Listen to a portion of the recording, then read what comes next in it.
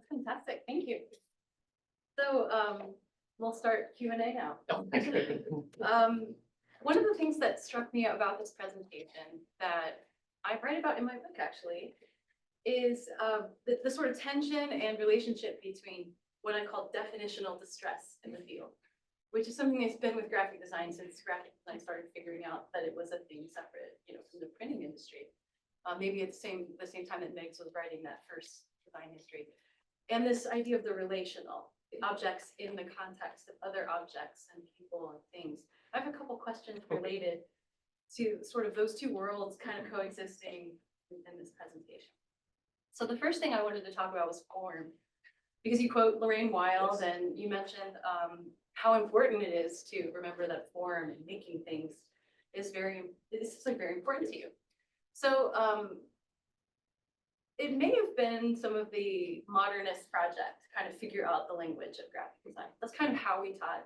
That's how we taught the history of graphic design. So traditionally, was this is the form and this is like the language, the systems that we use. But are those still the same questions we're asking now? And what would you say to the skeptic that thinks there's nothing new in graphic design forms? Where did it come from? I think that's the same question that somebody asked me about why do we need typefaces. And I think we need new form because form is a reflection of how we think and how we perceive the world. And those things are always changing. And so you need new form, you need to produce new form because it's a reflection of that particular time. So it doesn't really, in a way, the question is irrelevant. Like you will produce form in a matter of course of being a human being. It's like those fingerprints are not fingerprints, the handprints on the cave walls. It's like you are a human being, you will produce form, period. The question is, do you want to produce form deliberately or do you want to produce form accidentally? And in design, graphic design, try to produce things deliberately, although of course it's not as simple as that. Yeah. Well, I don't know about you, but when I'm teaching graphic design, which I love that you're still committed to the term graphic design. I'm committed. I don't know. I'm just getting credit. No, I like it because for me, I like it because it signals a kind of historical relationship with that's part of the field that kind of carries the historical with it. But it's been contested for decades. We could probably publish a literature review on how long people have not liked this term. But when I'm teaching, I often find that students, in order to make new forms, look at precedent, right? That's something that maybe is different from the way I was trained.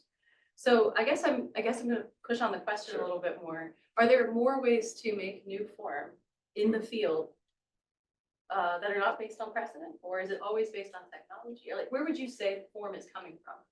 I mean, I do think that the technology actually factors in a really large way. I mean, I think I hinted at that in the presentation, but the technological question, like they are part of the soup in which we're making form. So anytime there's a new technological revolution, designers kind of take that up for whatever reason, and they are using it in the course of their making.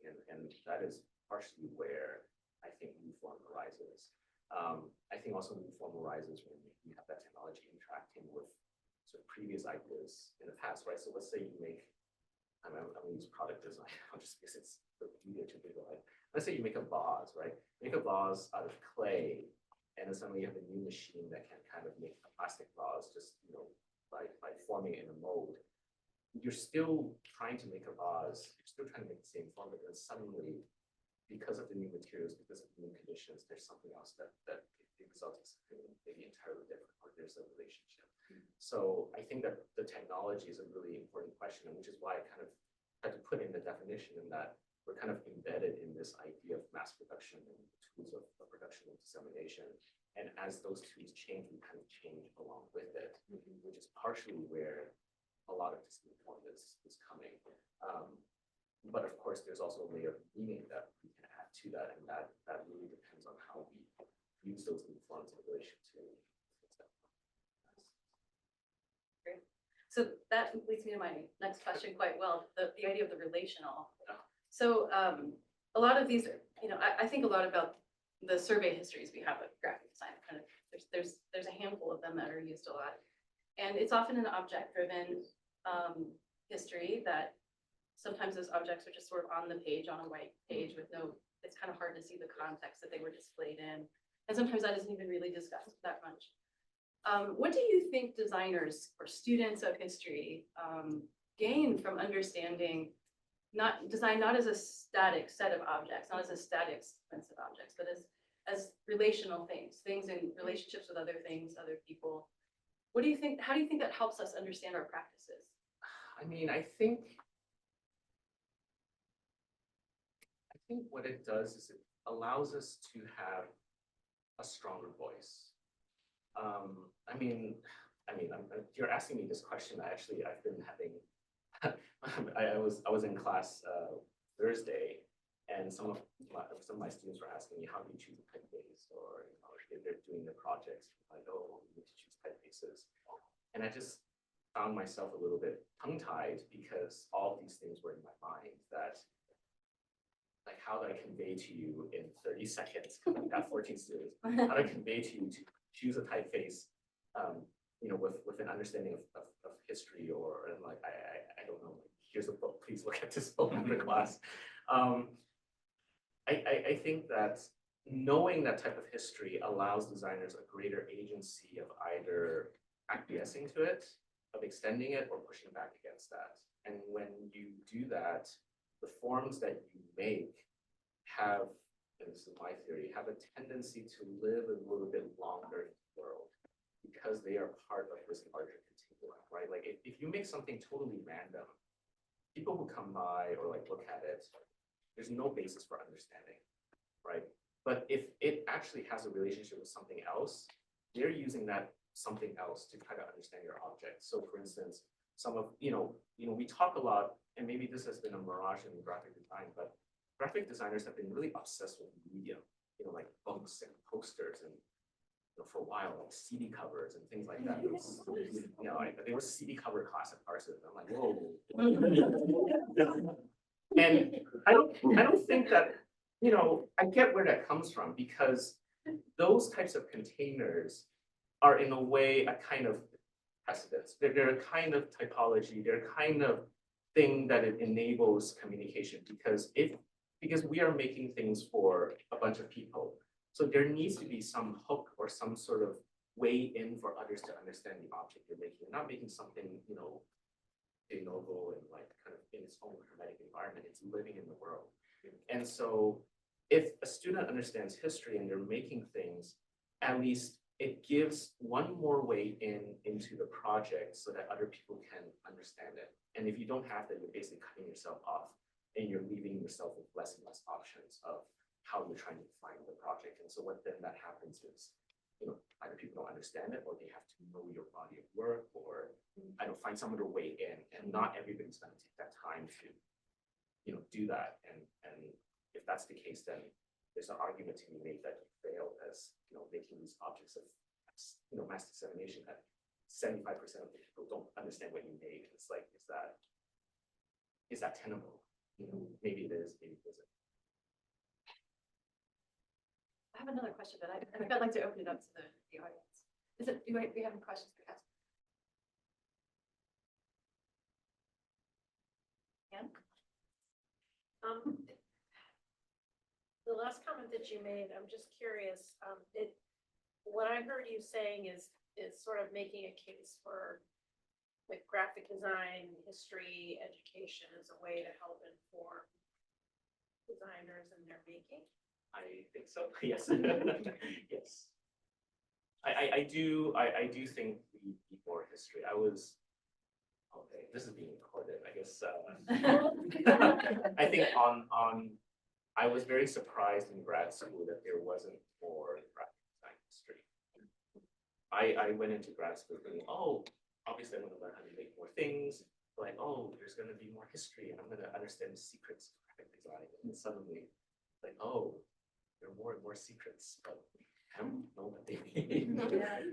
And I obviously also depend on which grad program you go to, but I do think that having that understanding of graphic design is really helpful in contextualizing it, because graphic design is a social type of activity, and if you don't have that history, you're just talking about it in a very insular manner. I think one of the things that Eugene and I talk a lot about in the studio, which is why we practice in this kind of crazy way. I mean, we always think about like what the effects are, the toll on us personally, practicing in this kind of cyclical, crazy way, is that we, you know, you want to make impact, and it's a really hard thing to kind of think about design and design history and things that you make, and wanting it to live in the world without understanding all facets of design. So it's, yeah, I mean, long-winded answer to your question. Other questions? Yeah, so I'm an undergrad, and last semester we actually did a project that was about this whole graphic design history kind of theory, where we're looking for things that exist in this context. And I struggled a little bit with this project because I felt like even in this graphic design history context, I still felt drawn to like maybe a better well-known name, like names that people might recognize. So as undergraduates or just in any design practice, how would you encourage digging deeper, or maybe finding things that may not exist, or things that may not exist like in an archive or in a way that is accessible to us? I mean, I would actually advocate trying to create your own mini kind of collections and archives as a way of mapping up that particular trajectory in history, because it is a really, that collection can grow over time. It can serve you as a repository for you to make projects, but also to understand the history that you are actually interested in. And when the time comes, if you amass enough of it, it becomes, I think, when one of the panelists was talking about, you can then share it, right? And when you start to share it, then that history that was hidden before suddenly becomes open. So I would say, like, you should take it on yourself as a designer, to start these types of practices, simply because, you know, we have to start somewhere. We might as well, you know, do that now. If you're looking for a book that explains how to use historical research methods in your practice, I know of one. More questions?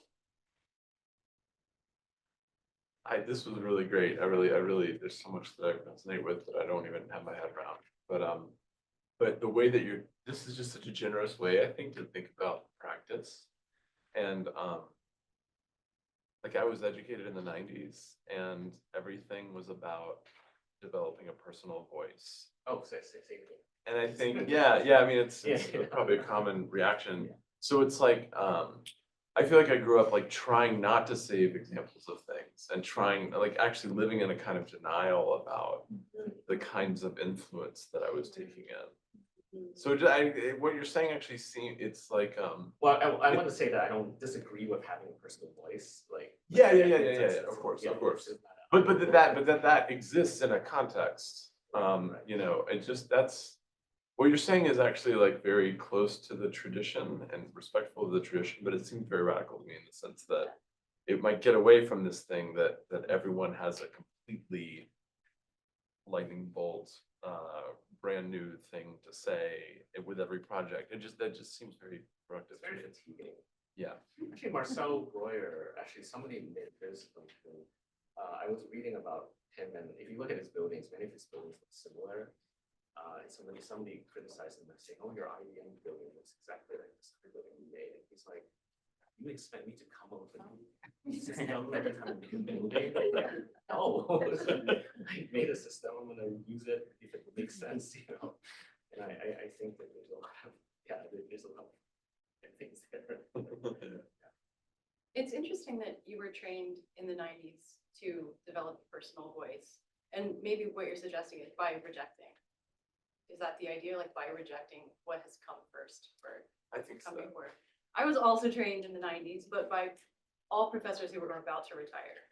So modernists who trained at Yale and Basel, and we were encouraged to look at only certain in history in order to understand the timeless modernist language that you don't need a personal voice to participate in. You just need to understand how to think this way. And so it's so interesting that we were trained kind of around the same time, but obviously at different kinds of schools. that, I wonder if that indicates, I mean, it must indicate that sort of modernist, postmodern tensions that were happening in the time. Yeah. But I think it's interesting that we have a combination of that maybe now, where we encourage students to, understand the field that they're part of, which maybe gets back to the question of whether this is a discipline. Oh, gosh. I mean, that essay that you cited, the Littlejohn essay I think it's worth reading now, again. Because of many of the things, what was that, 2013, maybe the article that you cited, it's like. Well, it's in Jeff Kaplan's. It's in the book you're in. After Basel, yeah. After Basel. And it's such a relevant thing, because it kind of interrogates the field in the sense that, we're not necessarily building a kind of research armature, or not necessarily growing a body of literature. I mean, we've seen how the AIGA doesn't preserve, years of, and has done that more than once. So this idea of like saving what we talk about, because we're creating, someone mentioned this earlier, creating the path for tomorrow, like the things that we do now are for tomorrow's historians, archives. Well, which is why I think that actually maybe a shortcut to kind of circumvent that and not think about that hard problem is actually you build the collections in the right way, you're kind of doing that seems right. And that gives us maybe a soft ramp into building that disciplinary structure without having to be so forceful and trying to define it all the time, because in a way it's organic, right? You can't force it into being. And so if you participate a little bit more, working with librarians, with catalogers, say, hey, this is not what we're supposed to describe this thing, let's describe it in this way. It actually starts to infiltrate, sounds really bad, like infiltrate the knowledge infrastructure, so that when you look it up, there is this, you start to see a coalescence of what this, an emergence of what this view could be. And I think that actually is really helpful without having to just have these constant arguments. I was looking at the Looking Closer books again, Yeah. and I'm like, oh gosh, like I feel tired already. Like, I need to go to bed. Because it seems like the debate isn't resolved, and I think that maybe instead of tackling it head on, we might be smart about it, try to tackle it in other ways. And maybe it's about actually just starting with the artifacts themselves. Like, we have them, we love them, we like the materiality. Let's go collect them. Let's go describe them to the best of our ability and start there. And I think that would actually be really helpful to kind of resolving that question eventually.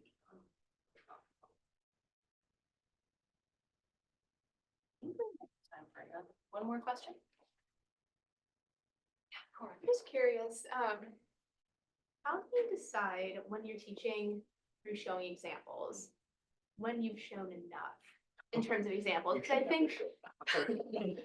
well, I ask only because I think now with Pinterest, Instagram, and just having this flood of information and examples at our eyeballs all the time, it can be hard to put those aside and then say, okay, now I'm gonna go work. I'm gonna go think of something, and it's so easy to just go back and look at what's already been done without trying to think of like how you might adapt those forms to fit your need, and just being more reductive and just kind of taking what you see and adapting it to your project. I'm just curious how you deal with that with students, or I actually haven't found that to be a problem, because everything online, well, I was going to say it's fake. Like, all the portfolio images are fake. I mean, we don't know how much time we spend in the studio, or every design studio spends like photoshopping and making sure everything looks perfect. So when I bring the examples to class, especially books and things like that, it's actually a very different encounter than with Pinterest. And so it's less of a question of quantity and more of simply selecting, some quality examples so that they can sit there with no Cheeto fingers, like opening the book, smelling the ink, getting high from looking at the picture and understanding, the binding and the way the, page folds on the, like flops on your hand. Like, there's a material quality to it that you can't replicate just looking at an image. And so I've never found that to be a problem. It's more about actually bringing in sort of those particular examples that can kind of talk to that particular lesson, and that they can kind of experience it firsthand. And then if they need to look at Pinterest afterwards, you're going to look at Pinterest anyways, but at least they have that lingering memory what that object can be when you're looking at it. They have a more informed. You're also describing use, right? Yes. So it isn't just like what the thing looks like. Right. Which you can't always get from a Pinterest board. Exactly. To know how something's used or how it's displayed, Exactly. what its context for. Sometimes it seems like you could just choose one thing in class. No, Talk yeah. about it several different ways. Yeah. Well, I think it might be time for a coffee break. All right.